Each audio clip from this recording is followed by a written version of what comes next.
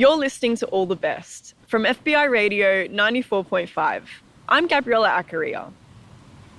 I've been learning how to use like a tattoo gun.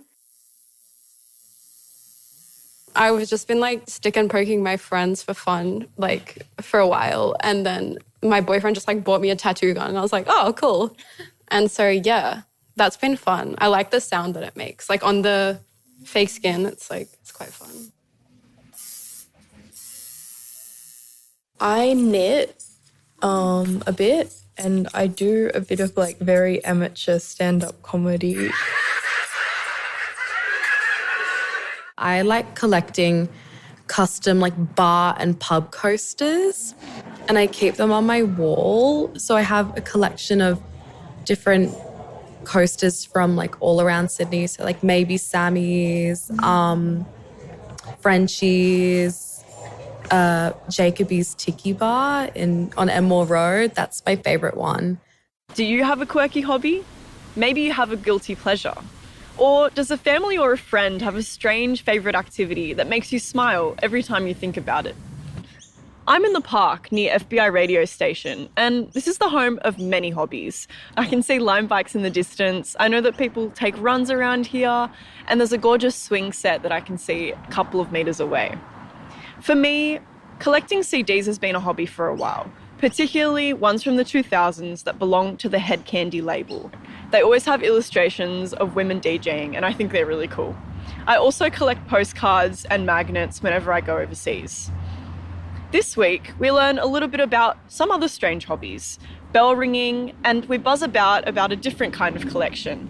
Before we get into this week's stories, I want to acknowledge that I'm recording from stolen and Gadigal land, and I pay my respect to Gadigal elders past and present. I also recognise that the area where FBI Radio is situated, Redfern, has long been a place of storytelling, strength, resistance, and resilience for First Nations communities. So, how does a hobby make you feel, and why do you do it? Does it make you feel accomplished or completely fearful? Hobbies make you learn a lot more about yourself, and trying new hobbies is very daunting and hard. It's easy to give up, and I would know about this because when I did take on Taekwondo a few years ago, it was very much out of my comfort zone. 6 months into classes, I got injured, and honestly, Taekwondo is like the least contacty of all martial arts, and it was still scary for me. So taking on a hobby is very much a challenge. This is Tessa on why she decided to make this first story. While making the story, I had 2 long interviews with my mum where we talked about bell ringing, but we also went off on tangents, chatting about when she was young, finding out what motivates her, and giving her a space to reflect on different parts of her life. I realised how nice it is to sit with someone you think you know so well and realise there's so much more to learn.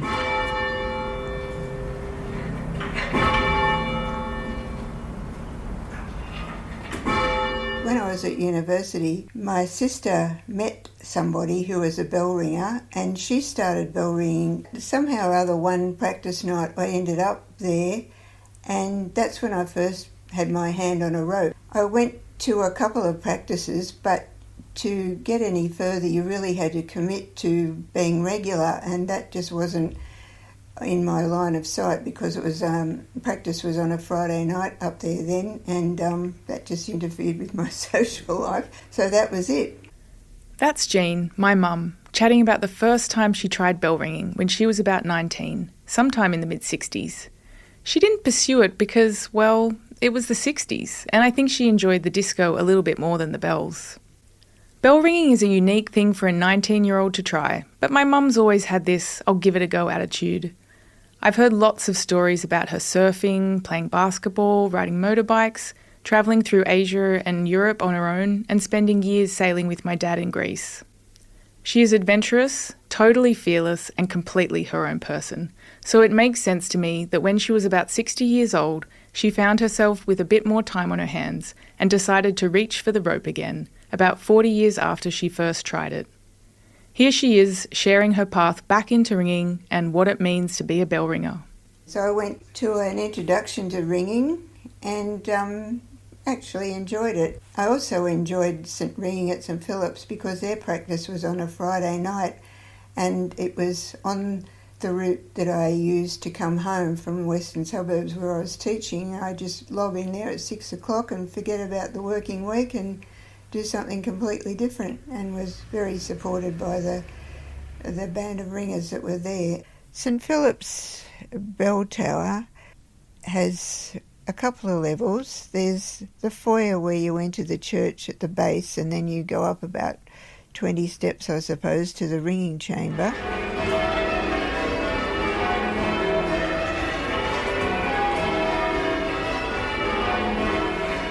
In the ringing chamber, you can't see any of the bells. They are all in the room above where the ringers stand. What you can see is 8 ropes that dangle down from the ceiling, which are attached to the 8 bells above in the bell chamber. Each bell is a different weight, with the heaviest bell, called the tenor, weighing about a ton. Each rope reaches as far as the floor and an extra half a metre or so as well. You pick up the rope in one hand and reach for the sally, which is the furry bit around about chest height. And when you go to pull off, it's called the hand stroke, and you do that by having your hands around the furry part. Pull that and the bell turns over. And then the backstroke is when you're holding the tail of the rope and you pull it down. The frame swings around and the bell makes the sound that you hear. Then you reach the sally, pull that down, and it goes up and does another circuit of the bell frame, and so on. And you don't pull the rope hard, you pull it gently but firmly and get a feel for when it's about to leave on its journey around the frame, and then you wait till it comes and sets back up the top, and there's seconds and then you pull it again. It's not brute strength that gets the result that you want. It's some skill, and so the more skillful you are, the easier it is with handling the ropes.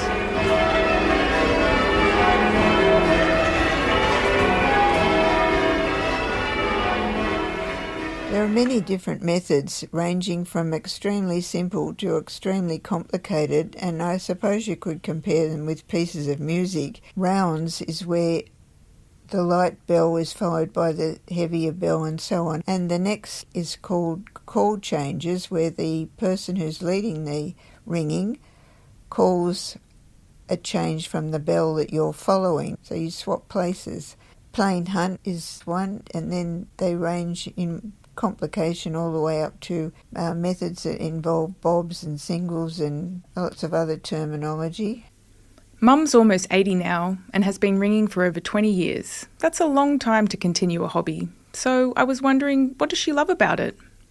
I'd like to be a whole lot more expert than I am, but I'm quite happy with where I'm up to and what I can do, and just enjoy the rhythm and learning the methods and being proficient, ringing for marriages and occasionally funerals, and ringing on Sunday morning for service.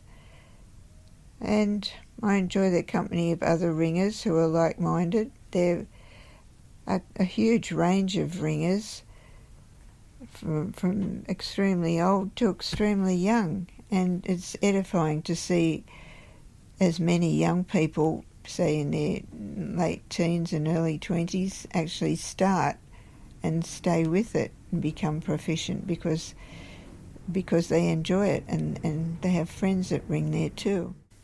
Hearing my mum describe the bells and the ringers sparks my curiosity, and so I decide to head along to a practice session and see for myself what it's like. Hello. Hello. Have you been here before? No, I'm Jeanne's daughter. Hello. Tessa. Not a ringer. My name's Tessa. When I visit the bells, we walk up the tiny, spiralling stairs, just like Mum described, up and up about 20 steps. In the ringing chamber, there's familiar things like a visitor's book and a jar of lollies, and unfamiliar things like 8 thick ropes cascading down from the ceiling. On the floor in a circle, there's little mats, and all 8 of the ringers position themselves behind the mats, with the ropes dangling down in front of them. There are sideways glances and calm faces. The ringing leader says something, and then they're off.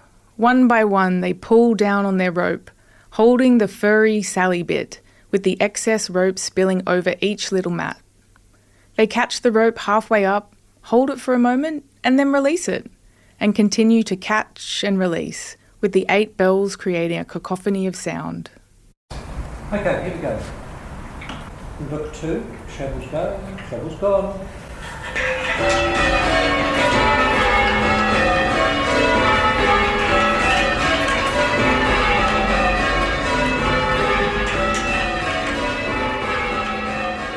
Everyone pulls at different times, and it would be easy to lose your place, but they all confidently look like they know what they're doing. It's rhythmic and meditative, but also chaotic and messy. I've never seen anything like this before. I don't know if they've nailed it or if they're making mistakes, but that doesn't seem to matter. Everyone's faces are a mix of concentration and satisfaction. And then it's my turn. So if you want to come over here and have a ring on the floor, which is a down bell, you'll feel the difference. And just give that a pull. Feel that. Now, pull. Yeah, and what I want you to do is to chime it. Put 2 hands on the side as I'm doing. Get it moving a bit. And then we can check it at the top once it's swinging a bit more. Okay. So that's a down bell. So here I am, the first time I've had my hand on a rope. It's a weird feeling. I can feel the pull of the bell like a fish on the end of a fishing line. I've been told I need to keep the tension, but I have no idea how to do that yet. With each pull, I expect the bell to come crashing through the ceiling, but it doesn't. It smoothly lolls around, making its journey from top to bottom, creating a satisfying sound along the way. How do you think I went with my... Well done. Thanks for coming along, Tessa. I hope you weren't too... Thank you so much for having me. It wasn't too tedious. Eye-opening. Seriously. I feel pretty happy with myself for trying something so unique, and I wonder when I'll join another practice. Maybe, like Mum, I'll pick it up again when I'm in my 60s, when my Friday nights are freed up and I'm looking for a new challenge.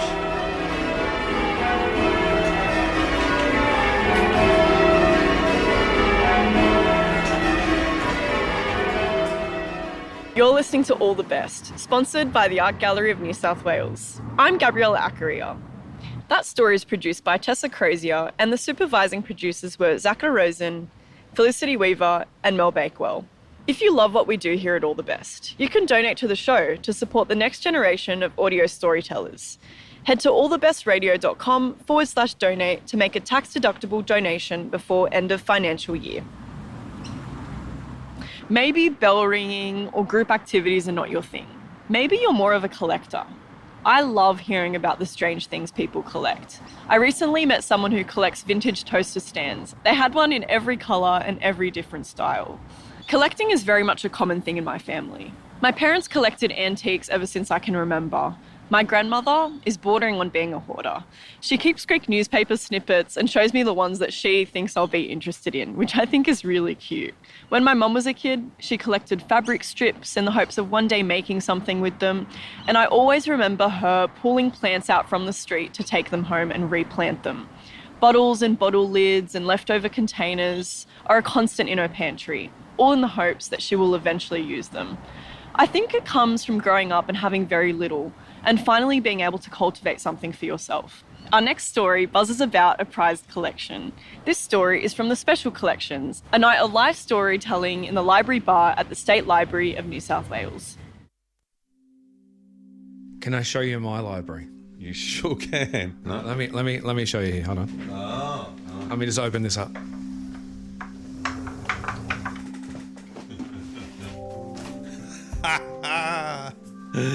Wow. That's a honey of a library, that one. You ever seen a library like this one? No, I have not. It's just a bookshelf full of honey. Yeah. Yeah, there's probably about 70 jars of honey there.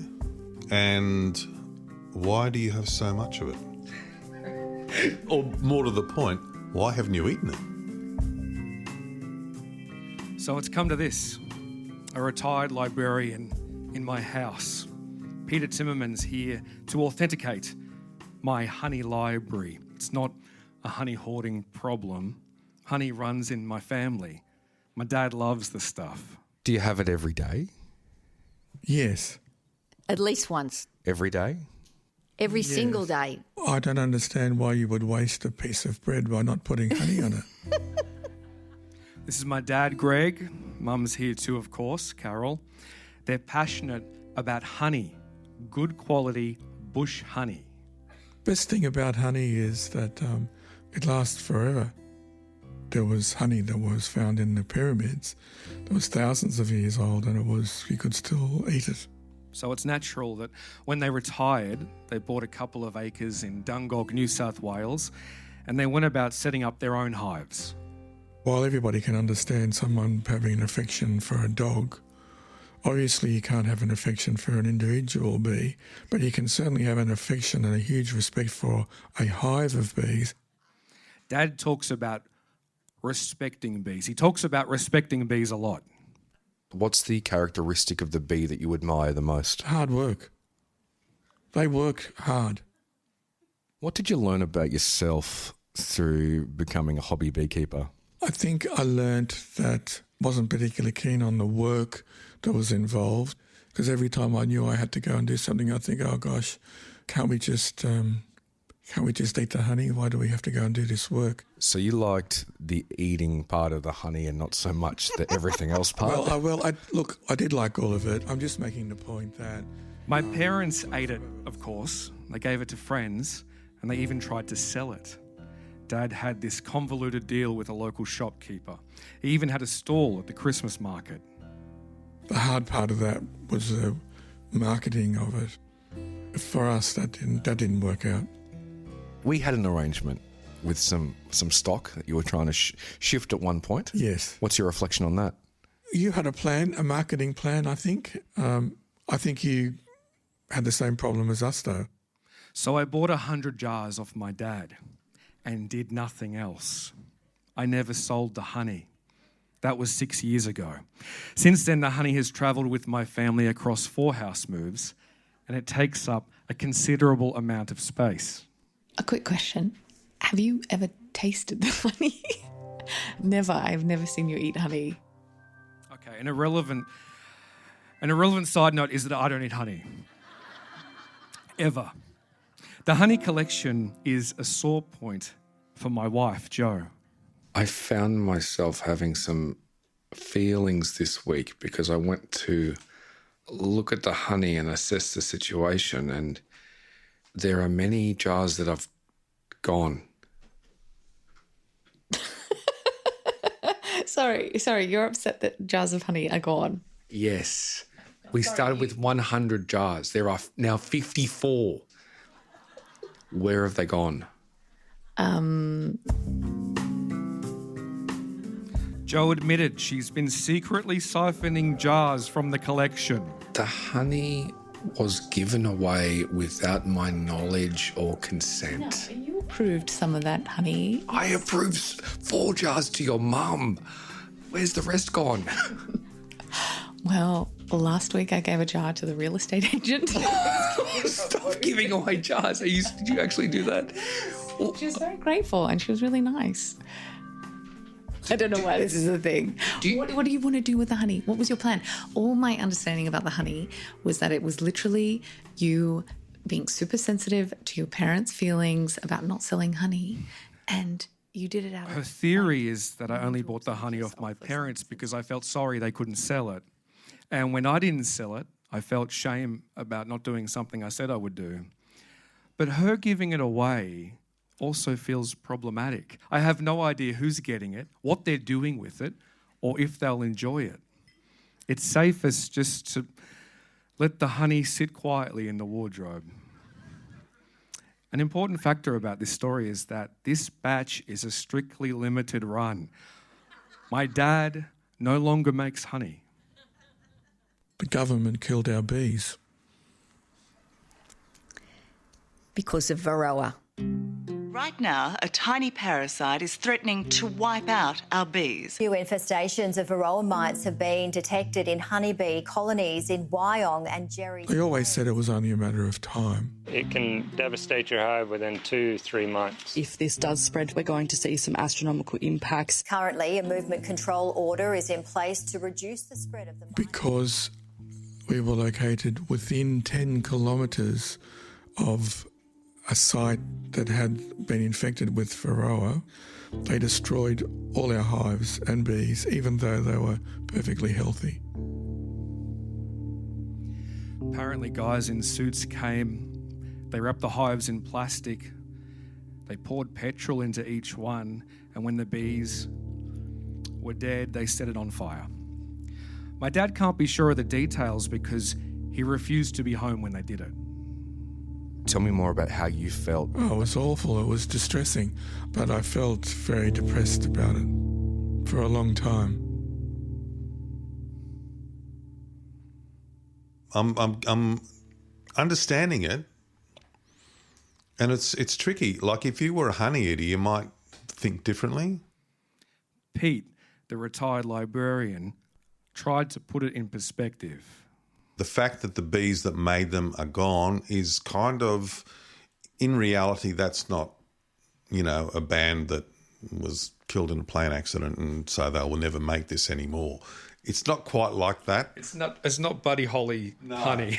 No, that's right. I mean, it's tragic, but if we were librarians, we would go, okay, we want to keep an example of the honey, but we don't need 100 examples of the honey. Pete went on to stress that in no way does the contents on my bookshelf constitute a library. It's not even a collection. These items are consumables. They cannot be borrowed or returned. And furthermore, there's no community of people who have access to it. The thing is, this is also something you should probably, and you probably have, discussed at length with your dad. Get to the bottom of why you really feel the need to keep it and what possible purpose it will serve by not letting it go. Testing. Peter Piper picked a peck. Mary had a little lamb. A few weeks later, I met up again with my dad. Hello there. Okay, great. Mum's here too, of course. I told them how the jars of honey had come to symbolically represent my dad. That's the reason I was so protective of it. It's not a coincidence that honey conveniently lasts forever. You must think by now, because I always reference your mortality so often, that that must be odd. But I guess it's difficult for me to... it's me psyching myself up that one day you're not going to be around. Honey might be. My parents are old school. Growing up, it was rare for someone in my family to say, I love you. And by rare, nobody ever said it. Not because we didn't. It just wasn't our style. However, as I hurl into middle age and my folks get into their elder years, I can't help but think about life without them. I worry there could be something left unsaid. Buying and storing 100 jars of honey is one way to say I love you. Another way is just to say I love you. Nicholas, your brother, said that I wasn't allowed to die till he was 43. I'm sure you've got lots to go, but we all die one day. Yes, we do. Brings us to Dad's favourite saying. You'll miss me when I'm gone. Well, I know that we joke about that saying a lot, but there's never a bad time to tell you that I will miss you when you're gone. Well, I know that. Yes, of course. Yeah. Everyone misses everybody when they're gone, don't they? Yeah. And you don't realise it at the time. You take it for granted. That well, I guess I'm I'm not taking it for granted, and I'm just very aware of that. And if you've got faith that you're going to something better, then there's a lot to be thankful for. The reference to eternity brings us neatly back to honey. I explained to my parents that the jars were not being respected, just gathering dust on a bookshelf, which is why I decided to donate the entire collection to my local food charity.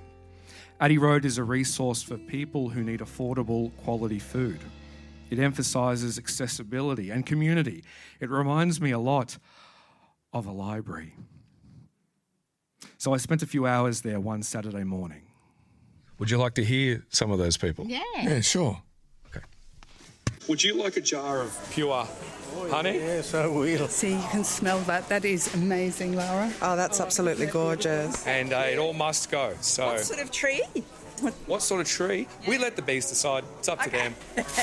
Do you normally get honey? No, I don't buy it that much because it's expensive. Honey, lemon, ginger is your remedy for winter. I also had gestational diabetes, and when I would get hypo, that's what would fix me up, honey on toast. What do you do with it? Crumpets are critical.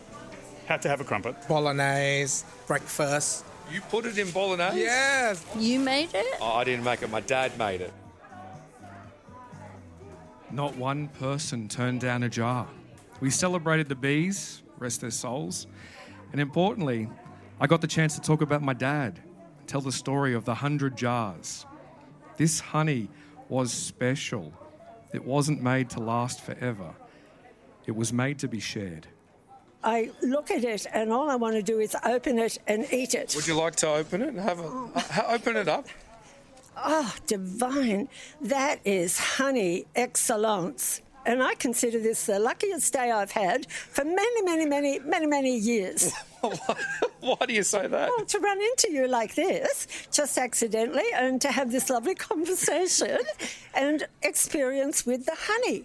And I think of you and your dad every time I take some. What do you make of that? Oh, it's very touching. All those people appreciating nice honey. It's a really nice feeling to know that it's ended up there. And that's what I meant by, respecting the product. They respect it, even though it would have lasted your lifetime. Yes, well, beyond my lifetime. Well, these people will enjoy it and they need it, so what could be better than that?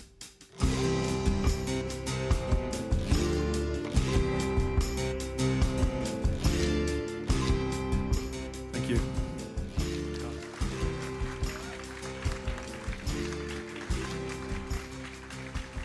Can I say, thank you. My parents are actually here tonight. Do you want to give us a wave? Mum and Dad, thank you. There they are. Can I say, I love you. Thank you. You're listening to All the Best, and I'm Gabriella Accaria.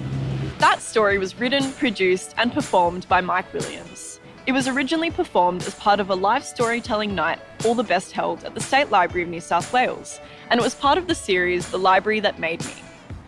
So, if you love hearing about weird hobbies, or you're a bit of a collector yourself, or if you just love audio stories, keep listening to All the Best for audio adventures from around the corner and around the country. New episodes drop Tuesdays 4 p.m. Sydney time, and you can find scores of local stories in our archive at allthebestradio.com or wherever you get your podcasts. And if you want to learn how to make a radio story, get in touch. Our Instagram is at allthebestradio or online at allthebestradio.com.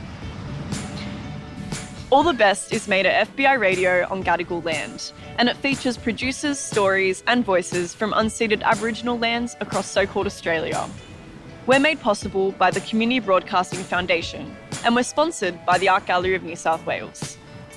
Kwame Slusher is our production manager. Kanarina Fraga Matos is our community and events coordinator. The All the Best executive producer is Mel Bakewell. Imogen Brosnan is our digital media trainee. And a special shout out to all of our amazing volunteers. Shining Bird composed our theme music, and Annie Hamilton designed the artwork. You can find our full archive of almost 700 episodes at allthebestradio.com.